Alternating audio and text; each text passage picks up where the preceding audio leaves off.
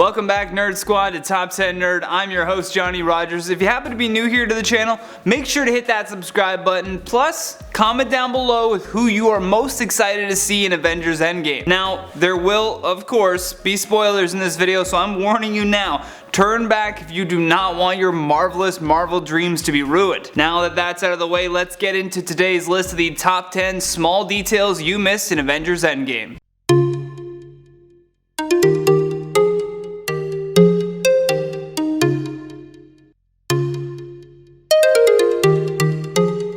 In at number 10, Ned snapped. When Thanos snapped his fingers, we knew that he decimated 50% of all living species to the Soul World. However, a small detail that may be overlooked comes when Peter is reunited with his old pal Ned. The final events of Endgame occur 5 years after the snap, so when people like Scott Lang come back, he finds his daughter to be much older now. Although when Peter returns to his high school, Ned hasn't aged a day. This means that Ned and perhaps his entire school was also snapped away. I'm guessing this is due to the fact that Spider-Man Far From Home still features the high school students going on a school trip abroad, so Marvel had to kind of play fast and loose with that one. In at number 9, Nick Fury. Now, another thing to consider is that during the funeral scene, we see Nick Fury and Peter Parker. However, in the trailers for Spider-Man Far From Home, Nick says to Peter, "So nice to finally meet you, Spider-Man," which means that by the time that they were in the Endgame, the two had already known each other. The very fact that we see them together in Endgame could mean that the events of Far From Home will take place before Infinity War. It could also mean that they were never properly introduced in Endgame, but it could also indicate that the events from Far From Home have already taken place.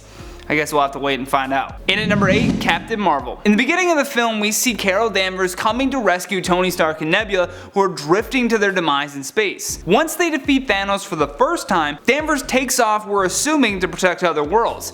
Even when they ask her where she's been this whole time, she says something akin to other worlds not being lucky enough to have a team like the Avengers to protect them. We briefly see her again after the 5-year timeline has passed with noticeably shorter hair. However, the movie does a great job of putting the focus on so many other important in-the-moment details that we don't even remember that Captain Marvel has been gone this whole time until she makes her triumphant return at the end. Her absence is a small detail missed by many that may actually be a hint towards another Captain Marvel film showing where she was for those 5 years. In at number 7, New Asgard. We were all thrilled to see that Thor had found a new home in a small Nordic town aptly named New Asgard. Plus, it was nice to see the familiar face of Valkyrie working in the town. What will have gone unnoticed though is the fact that the citizens living in New Asgard aren't just regular humans. It's hinted at a bit when Thor tells Valkyrie that he's leaving and she says, what will they do without their king? Kinda makes you go, wait, king? Why would a city in this era have a king?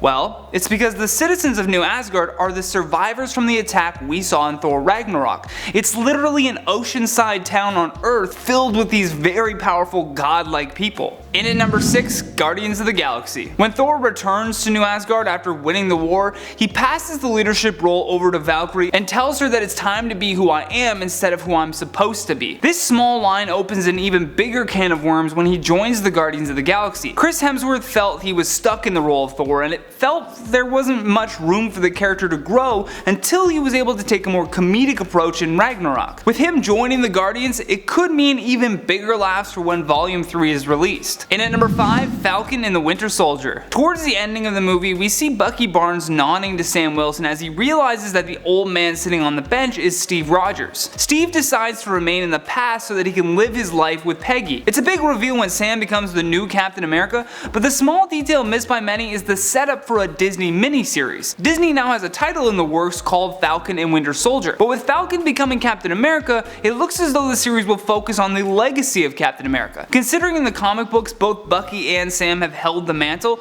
it will be an interesting show with perhaps a Captain America team. But again, I guess we'll have to wait to find out. In at number 4, Loki on the Loose. When Tony and Ant-Man attempt to steal the Space Stone from the Tesseract, they're interrupted by an angry Hulk who hates taking the stairs. I don't blame him. This key moment provides an opportunity for the trickster god to escape, and with the 2012 Loki on the Loose, it looks as though a miniseries for this character as well is inevitable. In at number 3, WandaVision. Many were saddened by the loss of Vision in in Infinity War, but the Scarlet Witch may have dropped a small detail that not all is lost. Wanda says to Hawkeye that the Fallen know they've won somehow. This could be Wanda alluding to knowing something that we don't about the Soul World, and perhaps she knows a way to pluck people from the afterlife. Throughout the Avengers films, they haven't really shown the full extent of the Scarlet Witch's powers, and in the comic books we know that she creates a new world to benefit her when she's sad. Considering that there will be another new show called WandaVision, it's believed that Wanda will recreate or think Vision back into existence. In at number 2, Fortnite. Epic Games has been running a crossover event for Avengers Endgame where players can take part in their battle royale as their favorite superhero characters. In the scene where Rocket and the Hulk come to recruit a depressed Thor, we see Korg playing some video games on the couch, and it's a delightful cameo from the hilarious rock monster, but more importantly is what he's playing. On the screen they flash quickly to a game of Fortnite, giving a kinda hat tip to Epic Games for their crossover battle royale event. Lastly, on our number 1 spot, the Terminal Beach. When the audience first saw Ken Jeong sitting behind a desk dressed as a security guard, many were too distracted with the celebrity appearance to notice what he was reading. In his hands is J.G. Ballard's book called The Terminal Beach. It's a short story collection that also has a particular story called Endgame. Although the story of Endgame doesn't carry much significance to the plot of the film,